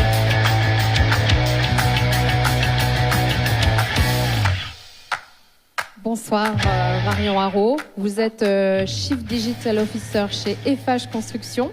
Vous avez rejoint le groupe en 2017 pour dynamiser la digitalisation des métiers et des chantiers en Nouvelle-Aquitaine. Depuis cette année, vous animez aussi le réseau national des référents digitaux et puis vous accompagnez la transition digitale globalement de l'entreprise, sachant que le groupe est vraiment en phase de réorganisation. C'est une nouvelle feuille de route qui est en cours. Comment organiser cette transformation d'un groupe traditionnel important avec les lourdeurs ou les contraintes justement de ce secteur traditionnel et comment vous vous adressez à la fois aux collaborateurs en interne et aussi à l'ensemble de vos interlocuteurs, bureaux d'études, etc. Alors, on répond forcément à beaucoup d'enjeux différents pour adresser ce challenge. On a des enjeux qui sont des enjeux RH. On veut, par exemple, recruter de nouveaux talents, les faire intégrer l'entreprise. Donc, l'idée, c'est de leur montrer comment on peut évoluer. Le secteur du BTP, forcément, c'est mettre en avant nos métiers, c'est mettre en avant la transformation digitale. Donc, on va... Plutôt des solutions techniques ou organisationnelles? Comment vous gérez en fait ce chantier qui, on l'a bien vu, est forcément très transversal? Ce sera les deux. L'organisation, on a un réseau de référents digitaux dans toutes les régions de France qui vont mettre en place, qui vont nous aider en fait à mettre en place ces changements. C'est vraiment on sait construire. On construit depuis des milliers d'années des pyramides, des cathédrales, des tours maintenant. C'est une révolution qu'on adresse, donc on a su faire face à plein de révolutions. Cette révolution numérique, on l'adresse surtout par le changement humain. Donc il faut accompagner ces gens. Les accompagner parce que finalement, on a des métiers qui doivent évoluer. On a des nouvelles technologies à mettre en place. On parle de réalité virtuelle, de réalité augmentée. On doit dématérialiser tous nos processus, tous nos métiers, tendre vers le zéro papier, le tout numérique, c'est ça en fait pour nous. Et donc moi, mon rôle, en fait, on est deux à faire à conduire cette transition digitale chez FH Construction. Et notre rôle, puisque la technologie on connaît, la data, le cloud, les réseaux, finalement on sait faire, notre rôle c'est d'accompagner nos collaborateurs dans cette révolution qui touche toute notre société, tous nos métiers, on en parle depuis le début de la soirée, et de les aider à aller au bout de cette transition. Et si on devait présenter brièvement un chantier ancien modèle et un chantier nouveau modèle ? Alors le chantier ancien modèle, on n'avait pas Internet, on avait des versions de plans qui étaient pas toujours les mêmes, des plans qui étaient à l'air libre sur les chantiers face aux intempéries. Voilà, c'était plutôt comme ça. Le chantier nouveau modèle, on a doté tous nos compagnons, tous nos chefs de chantier et conducteurs de travaux de smartphones, de tablettes. On a des applications de suivi de chantier, donc ils peuvent vraiment suivre leurs tâches, dématérialiser leurs formulaires, suivre l'avancée des travaux, du gros œuvre. L'information est beaucoup plus fiable. Donc ça, c'est déjà acté. C'est déjà acté, voilà. L'information, elle est fiable, elle est actée, elle est partagée par tous et en transparence. Qu'est-ce qui manque alors ? Qu'est-ce qui manque ? Il nous manque encore pas mal de choses. Je pense qu'il faut pouvoir embarquer tout le monde. Il faut pouvoir se remettre aussi dans la peau des gens, en fait, de bien comprendre leur métier, leurs attentes. Et puis, on est dans un groupe, on ne travaille pas tous de la même manière selon les régions. On est divisé en régions. Et même au sein d'une région, on ne travaille pas tous de la même manière d'un établissement à l'autre. Donc, il faut pouvoir, je pense, faire preuve de patience et d'écoute, surtout. Voilà. Quels sont vos objectifs ? Parce que quand vous disiez on est deux, comme ça, a priori, sur un groupe aussi important, combien de salariés déjà ? Ça paraît peu. 11 000 pour FH Construction. On est deux, là où dans beaucoup d'entreprises, il y a un CDO. Nos objectifs sont vraiment d'accompagner les gens, d'harmoniser les pratiques. Comme on a des organisations très différentes, FH, dans l'historique FH, en fait, c'est plusieurs entreprises qui se sont rassemblées et qui ont gardé cette culture. Nous, on va vouloir rassembler les gens, unifier nos process, grâce au digital, unifier nos process pour aller plus vite et plus loin ensemble. Et sur la question de la sécurité, peut-être que vous pouvez nous donner des exemples, parce que c'est quand même un des gros sujets du BTP. La sécurité, c'est très important chez nous, effectivement. Les compagnons qui travaillent sur chantier, parfois au 5e étage en train de construire des immeubles, vraiment on pense à eux. On a mis en place une application qui s'appelle Final Safe, qui est une application de prévention. Donc typiquement, on va pouvoir, si on repère qu'il y a une mise en conformité à faire, du matériel défectueux, mal positionné, tout de suite, c'est du reporting, de la prévention, on prend des photos, des commentaires, on géolocalise. Voilà. Et on peut donc traiter très vite les informations. Et puis le management pourra faire des visites de chantier, vérifier que tout est bien conforme, que les EPI sont bien positionnés, que les gens les portent. Et puis on fait aussi, grâce au digital, on a des moyens de communication qui sont plus forts. Donc on va faire des films à 360 de nos chantiers pour permettre de former nos compagnons et donc de leur permettre de visualiser très rapidement, très simplement les outils de travail, les tâches qu'ils peuvent faire et se projeter dans ce travail et apprendre. Merci beaucoup Marion Haro pour ce focus sur la révolution des chantiers, des fèches construction, donc à l'heure de la transformation numérique avec les applications, on l'a vu dans beaucoup de domaines, et aussi cette question à nouveau, à la fois du management, de l'acceptabilité des changements liés au numérique. Merci à vous, merci beaucoup. Merci de l'applaudir.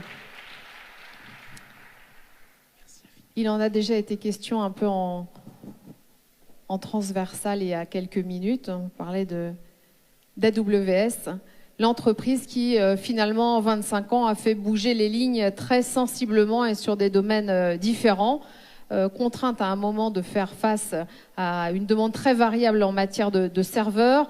Amazon, il y a quelques années, a créé ce qu'il a appelé le cloud élastique. À l'époque et finalement dans les années qui ont suivi, Amazon Web Services, donc la filiale dédiée à cette plateforme numérique, a laissé ses concurrents relativement sidérés, car c'est une révolution des usages. Après avoir changé les règles du jeu du commerce, Amazon cherche maintenant à révolutionner l'univers de l'informatique, et nous avons invité l'un des fondateurs d'AWS en France, Boris Lecoeur.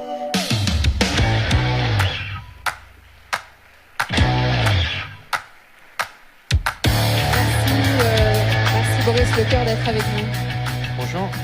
Bonjour, un petit mot de présentation quand même. Vous êtes Head of Digital Native Business d'Amazon Web Services, fondateur donc d'AWS en France, c'était en 2011. Vous menez la stratégie très offensive de la filiale informatique, notamment en ce moment en tout cas pour votre part à destination des startups, et AWS qui recrute des dizaines de milliers de personnes au niveau mondial veut aider les entreprises françaises à accélérer leur business et aussi à devenir des leaders mondiaux. Vous allez évoquer les méthodes ou la méthode de l'innovation Made in Amazon. C'est à vous. Absolument, merci beaucoup Emmanuel. Bonjour à tous, ravi d'être ici. Donc effectivement, en 2011, j'ai pris une décision qui a changé ma vie, c'est de rejoindre AWS et d'ouvrir le bureau français. Et depuis les 8 dernières années, j'ai eu la chance d'accompagner plein de clients français, des entreprises, des startups, dans leur voyage vers le cloud, dans leur voyage dans le cloud, mais également autour de la thématique de l'innovation. Alors je vais vous partager quelques points d'intérêt que j'ai notés durant ce voyage, et également quelques points d'intérêt qu'on utilise au sein d'Amazon. On va parler un petit peu de techno, mais aussi on va parler de culture et d'organisation. Alors je vais prendre pour ce faire un premier exemple. Est-ce que ça fonctionne? Super. C'est l'exemple d'une société. On a parlé beaucoup des sociétés qui sont devenues des leaders en termes de taille de captation boursière, mais je vais prendre l'exemple d'une société qui n'existait pas il y a 15 ans. Une société qui pèse aujourd'hui 40 milliards de dollars de captation boursière, une société qui toutes les nuits fait plus que le groupe Hilton et le groupe Accor réunis, qui sont les deux leaders dans ce secteur. Cette société, vous l'avez deviné, c'est Airbnb. C'est une société qui fait le même chiffre d'affaires que le groupe Accor aujourd'hui. Le groupe Accor existe depuis 50 ans, à 230 000 personnes. Cette société a 12 000 personnes, la société Airbnb. C'est une société qui, dès le premier jour, a choisi AWS, a choisi la plateforme d'AWS et a choisi de se concentrer sur une chose, c'est-à-dire sortir des services, son time to market, sortir des nouvelles fonctionnalités et de ne pas perdre de temps sur l'infrastructure, sur toutes les couches qui ne vont pas servir son développement.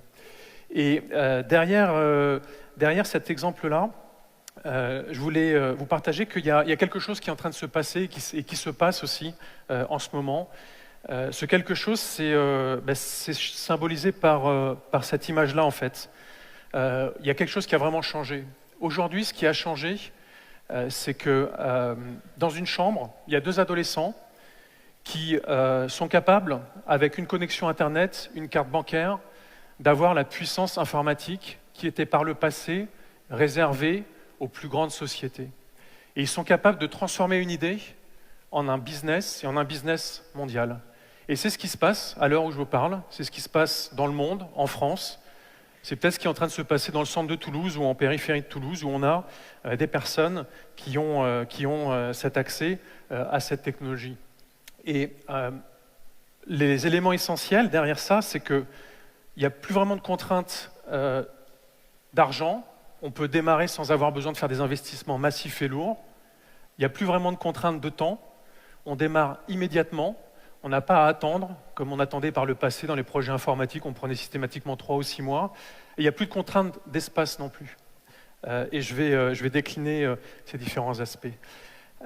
Aujourd'hui, AWS, c'est des millions de clients dans le monde. Beaucoup des grandes startups mondiales, je vais d'ailleurs vous faire une confidence, vous avez utilisé ou vous allez sûrement utiliser un de nos services directement ou indirectement. On a parlé d'Airbnb, mais si vous utilisez Netflix, si vous utilisez Shazam, si vous utilisez Slack, outil collaboratif, si vous utilisez Tinder, par exemple, si vous utilisez des plateformes françaises, comme Le Bon Coin, comme Frishti, comme Nestor, on a parlé de FinTech précédemment et de néobanques. Si vous êtes entrepreneur et que vous avez choisi la société Conto, vous allez également utiliser nos services. Et donc on a parmi les plus grandes startups françaises et mondiales qui utilisent notre technologie. Et c'est assez intéressant parce que quand j'ai rejoint en 2011, en France, on avait déjà beaucoup de clients, beaucoup de startups, quelques entreprises. On allait voir les entreprises et certaines nous disaient « Oui, c'est intéressant votre cloud AWS, mais nous, on est une grande entreprise. On fait des choses beaucoup plus sérieuses, on a des ERP, on fait des... Et du coup, ça ne nous intéresse pas vraiment parce qu'on gère des données critiques. Voilà. Et depuis maintenant quelques années, et ça s'est accéléré sur ces dernières années, on retourne voir ces mêmes entreprises, ou même elles retournent venir nous voir, et elles nous disent oui, on est une grande entreprise, mais on veut évoluer à la vitesse d'une start-up. On veut les mêmes outils, on veut la même agilité qu'une start-up. Et donc on a eu vraiment un shift important. En France aujourd'hui, on a des dizaines de milliers de clients dans tous les domaines. On a parlé des start-up bien évidemment, mais on a des entreprises qui ont choisi également de plus perdre de temps sur les data centers, l'infrastructure, faire et refaire éternellement les mêmes choses qu'on fait dans tout projet informatique, et qui fait qu'un projet informatique, on a parlé du taux d'échec, mais très souvent c'est des échecs, mais c'est surtout très long et on perd beaucoup de temps. Et on a des sociétés comme Veolia qui a choisi de fermer tous ses data centers et vraiment d'accélérer sur la partie digitale. Première société du CAC 40 a annoncé officiellement qu'elle allait être data centerless en terminologie anglo-saxonne. On a des sociétés comme Nexity aussi, qui eux aussi ont fermé tous leurs data centers et dont l'informatique devient en informatique au service des métiers, toujours en avance par rapport au business, force de proposition. Ils ont lancé un nouveau service qui s'appelle Eugénie, qui est en train de révolutionner la manière dont les gens achètent et consomment des produits immobiliers comme des appartements ou des maisons. Eugénie, ça connecte les propriétaires avec leurs syndics, avec leurs voisins, ça connecte leur appartement en domotique. Et ça, c'est une application qui est en train de faire accélérer leur business, qui a été développée en quelques mois. Alors pourquoi les entreprises choisissent AWS et les entreprises de toute taille? Un des éléments, et je l'ai déjà mentionné, c'est être capable de démarrer sans aucun investissement initial. Avec le cloud, vous n'avez pas besoin de nous dire j'ai besoin de temps, de capacité informatique, voilà ce que je veux faire, voilà où je veux le faire, faites-moi un devis et envoyez-moi tout ça et on va démarrer. Vous n'avez pas besoin de nous appeler, vous démarrez, vous faites ce que vous avez à faire. Si vous arrêtez, vous n'êtes pas satisfait, vous passez à autre chose. Et ça, c'est essentiel, j'y reviendrai un petit peu plus tard dans la présentation. On est sur une immédiateté, c'est-à-dire on n'a pas à attendre, et cette immédiateté est aussi globale. À partir de cette salle, avec le PC qui est sous la table, caché derrière, la connexion Internet, je peux démarrer en quelques minutes, sans même avoir de compte préalable sur la plateforme. Je peux lancer une application mobile au Japon, je peux lancer une application mobile sur la côte ouest des États-Unis, en Amérique du Sud, sur nos plus de 64 data centers qui sont répartis dans le monde. Tous vont fonctionner de la même manière. Et on a des leaders français mondiaux. On parlait de sécurité précédemment. On a une startup qui s'appelle Datadome, qui est un leader français dans le domaine de la sécurité, qui gagne des marchés à l'autre bout du monde sans avoir le moindre bureau local et sans avoir les moindres forces de vente. Et donc on a cette immédiateté et cette globalité qui est très intéressante. On a parlé de sécurité. Je vais vous faire une deuxième confidence. La sécurité, ça coûte très cher. Passer des certifications, passer des audits, arriver à des niveaux de sécurité, l'excellence, ça coûte très cher. Les entreprises passent beaucoup de temps là-dessus, beaucoup de ressources aussi. On a parlé des talents et de la guerre des talents qu'il y a sur le marché.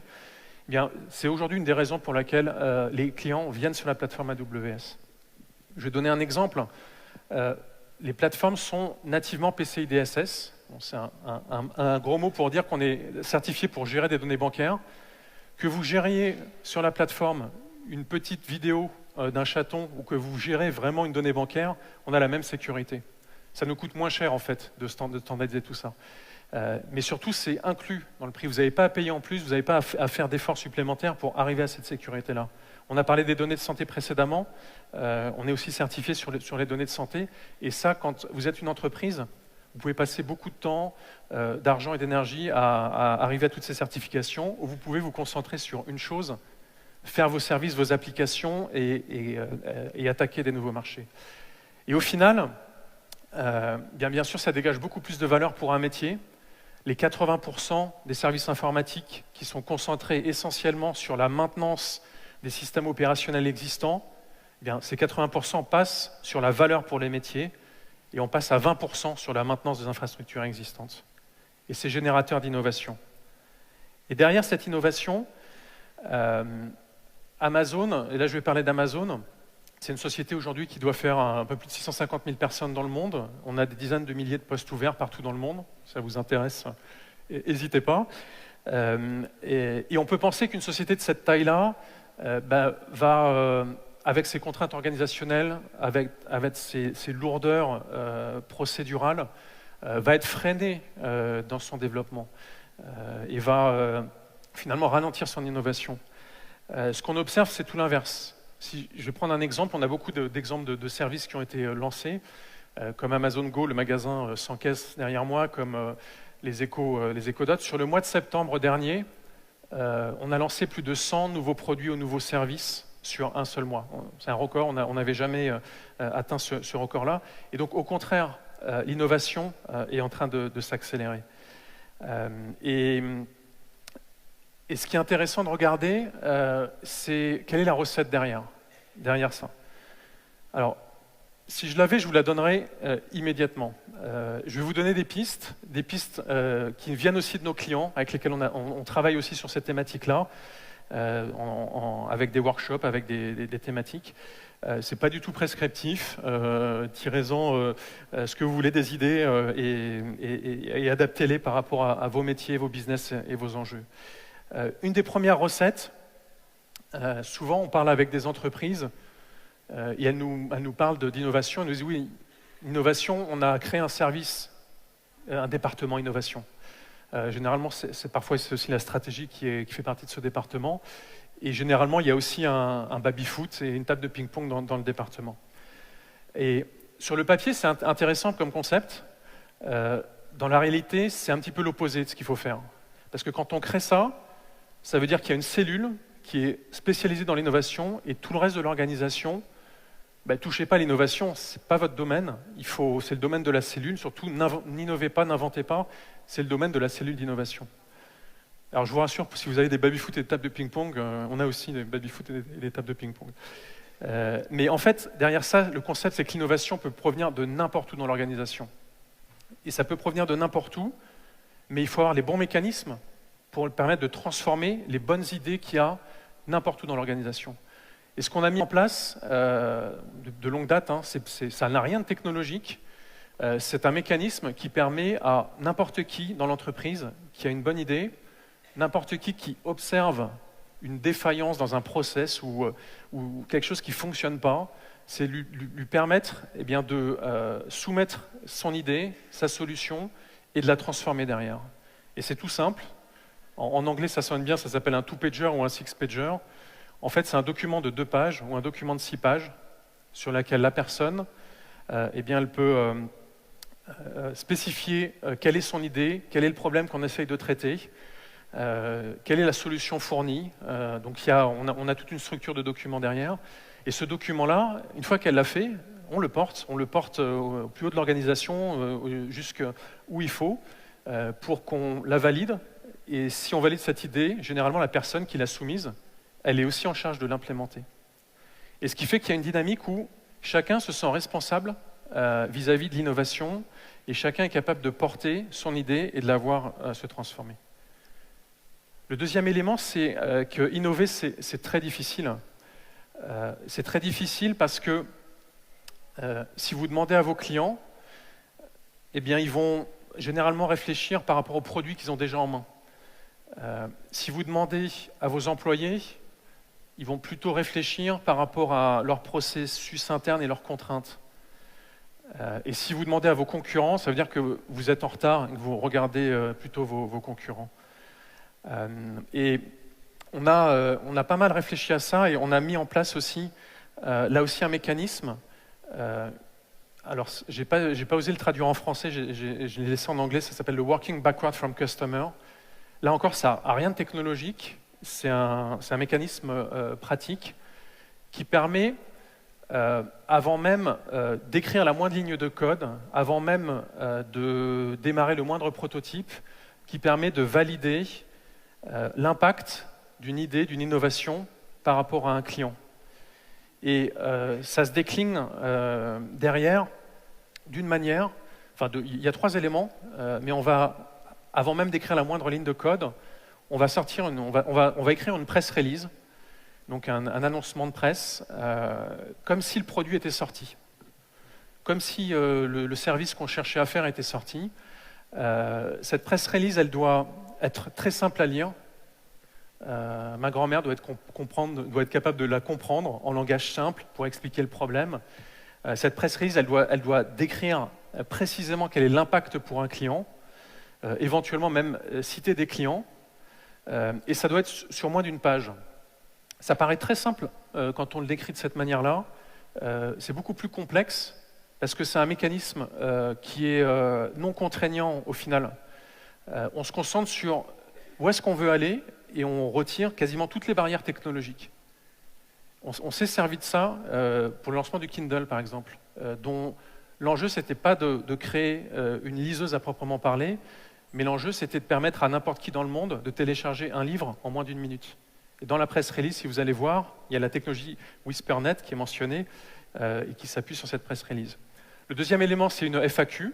Une fois qu'on a fait la press release, on fait une liste des questions les plus fréquemment utilisées. FAQ interne, FAQ externe. Et là aussi, on va commencer à lever un certain nombre de contraintes qu'on va avoir, et c'est encore un mécanisme contraignant. Et le dernier élément, c'est un manuel utilisateur.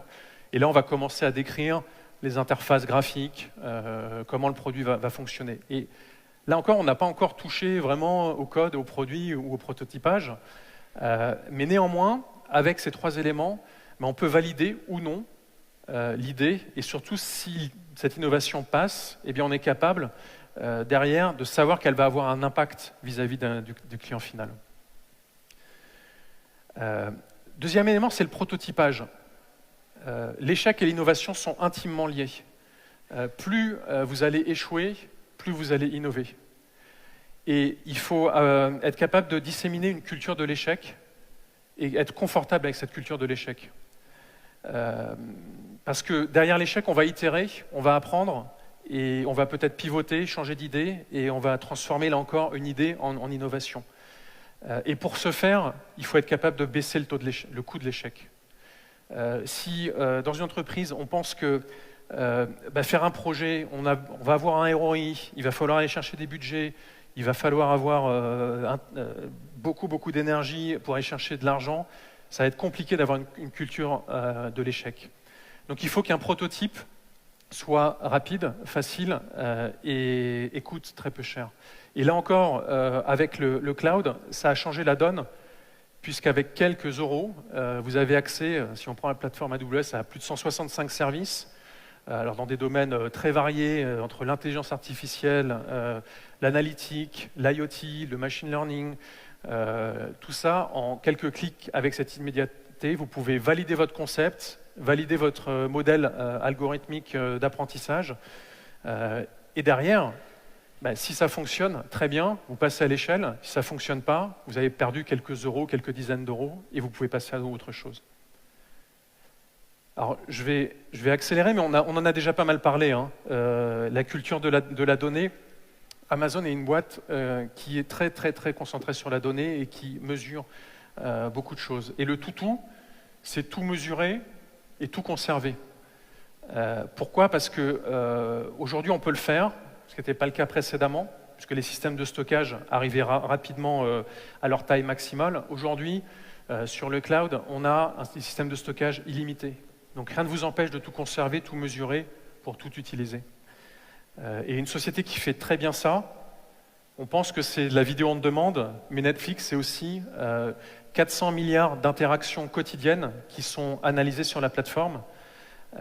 Et en fait, c'est un moteur de recommandation et d'amélioration continue de leur service client qui se base sur toutes les datas qu'ils mesurent et qu'ils conservent pour être utilisées derrière. Et bien sûr, je ne l'ai pas pris au hasard puisque Netflix a choisi AWS. Et vous voyez, on parle un peu de techno, mais beaucoup de mécanismes aussi. Et un des mécanismes, c'est l'organisation derrière. On crée des équipes qui ont la taille d'une équipe qui peut être nourrie avec 2 pizzas. Bon, vous pouvez prendre des pizzas américaines, donc peut-être des grands formats de pizzas.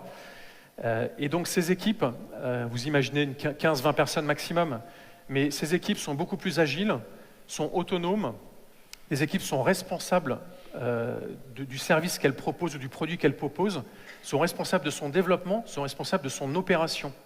You build it, you run it. Il n'y a plus de dichotomie entre ceux qui développent et ceux qui opèrent. Et ces équipes sont indépendantes des autres équipes. Et derrière une équipe, est-ce que vous savez ce que c'est que cette étoile, cette carte ? Non, l'organigramme, non, c'est beaucoup plus flat, c'est beaucoup plus plat.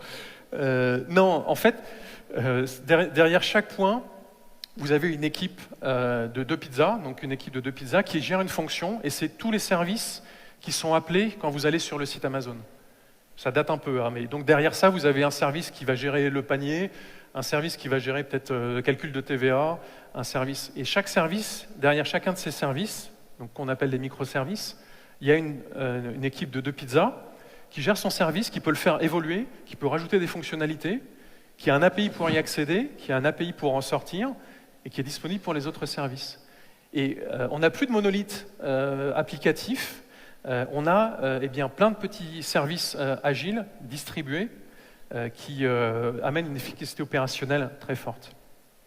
Et je vais terminer par ça, mais il y a la culture aussi qui est importante. Alors je sais que toutes les sociétés disent que ont leur leadership principal et sont centrés clients. On a 14 principes, et ces principes-là, on les met en œuvre quotidiennement, et aussi même avant que la personne rejoigne nos équipes. C'est ce qu'on utilise dans nos process de recrutement pour s'assurer qu'une personne a un bon fit culturel avec la société. Et le premier, bien sûr, c'est l'obsession du client qu'on applique dans tout ce que l'on fait. Alors, je vais juste finir par ça. Dans les années 99, Amazon.com, c'était un gros site d'e-commerce. Et en fait, on avait, pour gérer ça, on avait un énorme monolithe. C'était une application très traditionnelle. On arrivait à faire des mises à jour très lentement. Il n'y avait plus d'agilité. Et on a décidé de casser ce monolithe et de le casser en microservices avec des équipes 2 pizzas derrière. C'est ce qu'on a vu précédemment. Et cette transformation, au final, a engendré une innovation permanente, a aussi engendré AWS, parce que dans cette trajectoire-là, on s'est rendu compte que notre informatique interne était un frein à notre innovation. Et donc, on a créé cette informatique à la demande dans le cloud et disponible partout. Et aujourd'hui, on a une intégration continue. On a des centaines, des milliers, des dizaines de milliers même d'équipes 2 pizzas. On a également des microservices, une architecture complète de microservices. Et Amazon, dans sa totalité, on fait 60 millions de déploiements par an. 60 millions de déploiements par an sur tous les produits, tous les services qu'on a. C'est un chiffre qui date de 2016. Et c'est surtout aujourd'hui une innovation continue qu'on met en place. Et vous voyez qu'il y a certes des éléments technologiques, mais beaucoup aussi d'éléments culturels, organisationnels et des mécanismes qui sont bien dans le monde physique. Voilà. Et la bonne nouvelle, c'est que la technologie qui est utilisée de manière sous-jacente, elle est disponible pour tout le monde. La plateforme AWS qu'on a créée, n'importe quelle entreprise, y compris nos concurrents, peuvent l'utiliser pour nous concurrencer. Voilà. C'est le cas de Netflix, par exemple. Et c'est le cas de Netflix, par exemple, oui, absolument. Merci beaucoup, Boris Lecœur. Vous pouvez l'applaudir, on peut l'applaudir. Merci Emmanuel. Juste peut-être un instant... Je pensais peut-être, Boris Lecœur, qu'on pouvait, si quelqu'un a une question, on peut, à moins que vous... Boris Lecœur est parti. Je peux revenir? Est-ce que vous avez une question à Boris Lecœur? Bon, moi j'ai retenu un certain nombre de mots-clés. Le toutou, voilà, vous avez le sens de la formule, c'est parfait pour la mémoire. La pizza, et puis, bon, ça on l'entend souvent, mais sans doute faut-il le répéter, plus on échoue, plus on innove. Est-ce que vous avez une question? Je sais qu'il y a... Monsieur. Oui, bonsoir. Moi, j'avais une simple question. Présentez-vous. Martin Vanzal, je travaille pour le magazine Tout l'Écho. Vous avez parlé de communiqué de presse avant la création d'un produit. La question est de savoir si ce communiqué de presse est le même une fois que le produit est sorti. Ah, c'est une bonne question. C'est une excellente question. En fait, c'est un processus qui est... Idéalement, je devrais vous dire oui, parce que mais c'est un processus qui est quand même relativement itératif, et c'est aussi un processus qui est super utile quand on doit arbitrer dans le développement du produit pour revenir à l'essentiel. Parce que parfois, on peut développer des produits très complexes, hein, et il y a des projets informatiques qui sont très complexes, et parfois on peut se perdre dans son projet par rapport aux choix qu'on doit faire, à la techno, et pour revenir vraiment aux enjeux et à qu'est-ce qu'on veut faire avec ce produit, on revient très souvent au communiqué de presse de base, mais comme c'est un processus itératif, au long du projet aussi, il peut évoluer, et on peut se rendre compte aussi qu'il y a des bénéfices au final qui peuvent apparaître, qu'on n'avait pas prévu initialement, donc des effets de bord qui peuvent apparaître qu'on n'avait pas prévu initialement. Merci beaucoup. Merci. Merci à vous. Nous espérons que c'est... bravo, oui, c'est vrai. Applaudissons-le. Merci, merci à tous. J'espère que ces 2 heures avec nous à la Factory auront été 2 bonnes heures de retour d'expérience et puis de vision partagée, que ces 2 heures vous auront donné l'envie et l'énergie de continuer à entreprendre. C'est la fin de la Factory. Je vais demander à Étienne Gernel, le directeur du Point, de me rejoindre. Il faut l'applaudir par avance. Merci beaucoup. Il y a toujours un moment dans la vie où il est temps de boire et de manger. Ce moment est arrivé, ça va se passer juste à côté, juste avant un concert de Yuma Guma. Vous allez voir, ça dépote. En attendant, je voudrais remercier nos amis partenaires BPCE, iTrust, The Fil, CPME 31, CCI Occitanie, Matmut et Tout l'Écho, qui est le journal qu'on préfère. Et bien sûr, nos 2 partenaires fondateurs, c'est-à-dire Toulouse Métropole et la région Occitanie. C'est parti pour Futurapolis. C'est combien? Ça a eu le 8, ça? Ouais, c'est la V8. La 8e. Je pense toujours à la V8 parce qu'on est aussi à la V8 de l'appli du journal. Donc ça me permet un grand merci à Philippe Delmas qui est là, qui a été brillant comme d'habitude, et à tous nos intervenants. Et le vin, le gras et le non gras, moi c'est plutôt le gras, mais Philippe c'est plutôt le non gras. Ça se passe juste à côté. Merci beaucoup, Étienne. À tout à l'heure. Donc, à tout de suite. La soirée se poursuit, vous l'avez compris, un cocktail. Et ensuite, le concert aux alentours de 20h45. Le temps de la mise en place. Merci à tous, à tout à l'heure. C'est de la bombe.